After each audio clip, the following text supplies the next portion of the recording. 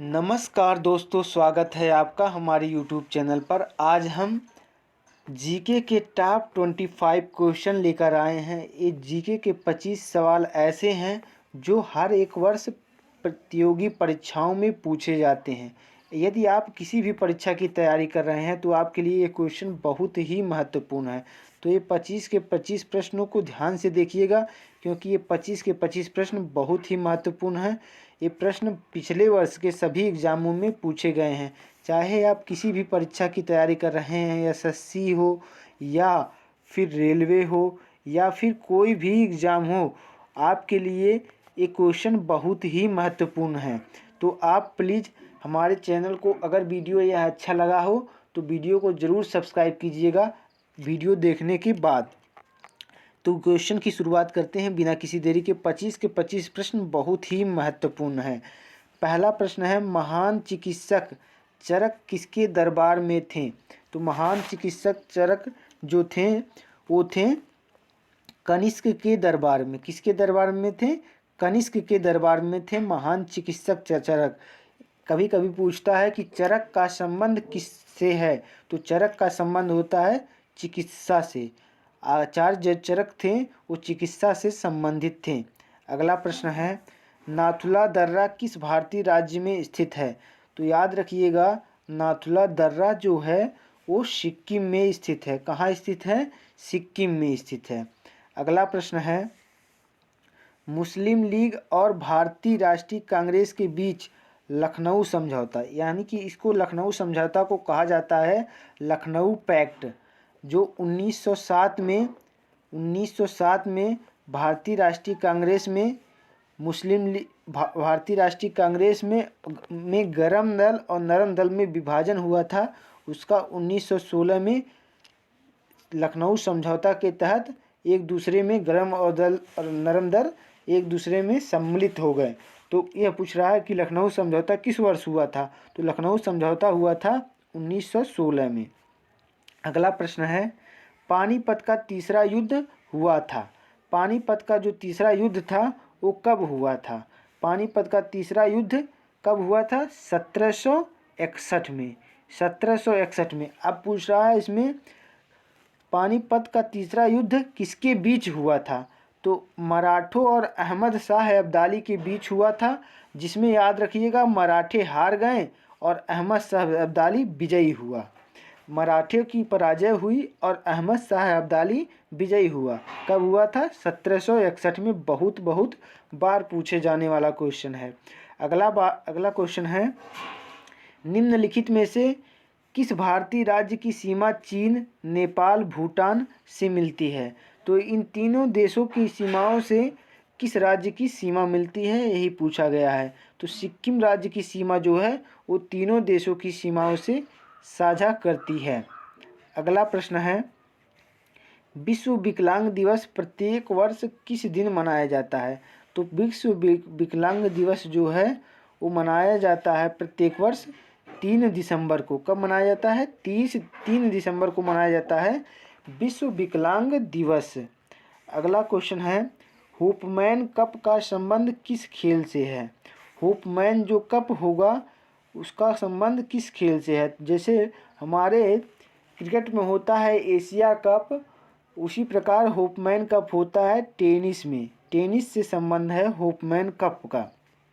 अगला क्वेश्चन है, कौन सी खाड़ी भारत और श्रीलंका एक दूसरे को अलग करती है?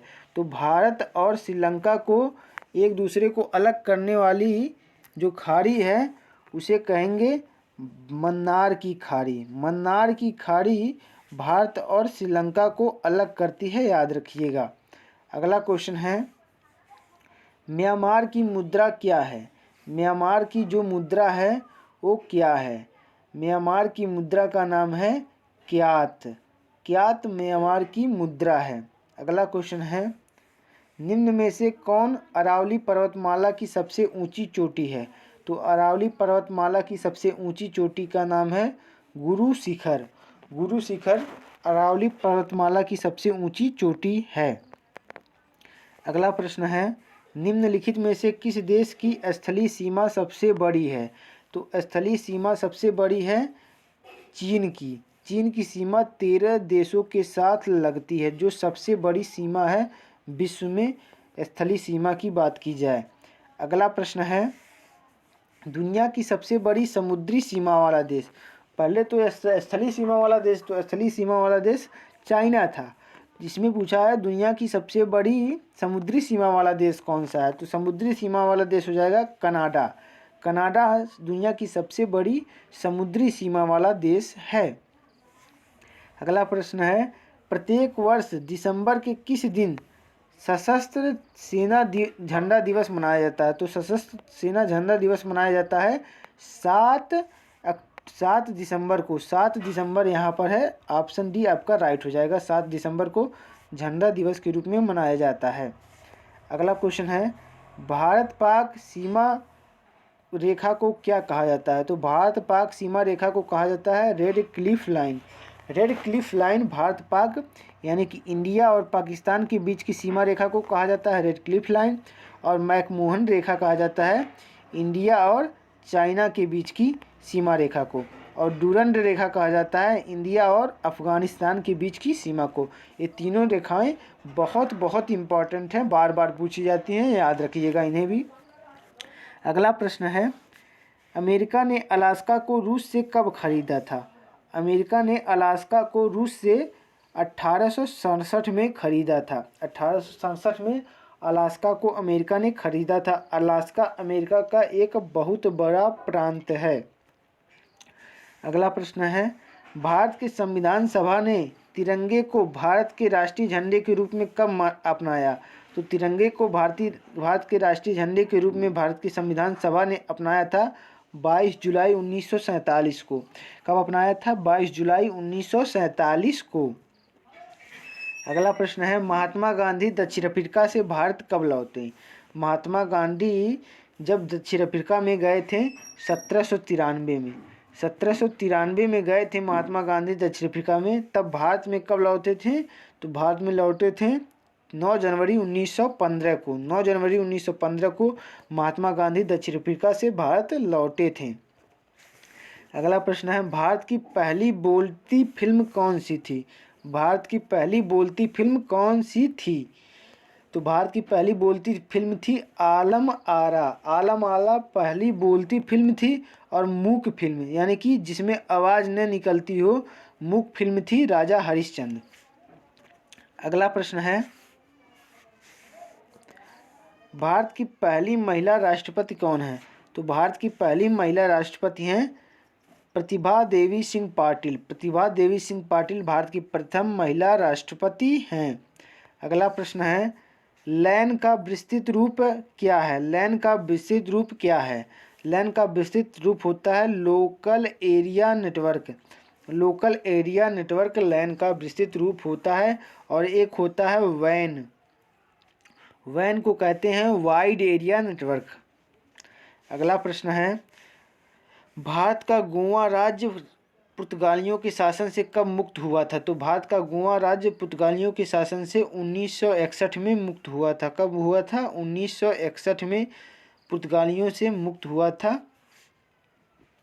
अगला प्रश्न है, गौतम बुद्ध को महानिर्वाण की प्राप्ति कहाँ हुई थी, यानी कि गौतम बुद्ध की मृत्यु यानी कि उनका देहावसान कहाँ हुआ था, तो गौतम बुद्ध का देहावसान हुआ था कुशीनगर में। कुशीनगर में गौतम बुद्ध की मृत्यु की प्राप्ति हुई। अगला प्रश्न है, बक्सर का युद्ध कब हुआ जिसके परिणाम स्वरूप अंग्रेजों ने बंगाल, बिहार और उड़ीसा पर अपना अधिकार कर लिया, तो बक्सर का युद्ध हुआ था 1764 में। 1764 में बक्सर का युद्ध हुआ था। और 1757 में हुआ था प्लासी का युद्ध। प्लासी का युद्ध हुआ था 1757 में। ये बहुत बहुत बार पूछा जाता है, प्लासी का युद्ध और बक्सर का युद्ध, दोनों युद्ध बहुत इम्पॉर्टेंट हैं।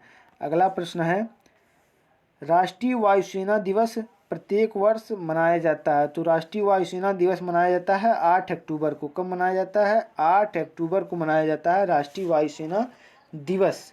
और थल सेना दिवस मनाया जाता है 15 जनवरी को। 15 जनवरी को थल सेना दिवस और 8 अक्टूबर को वायुसेना दिवस।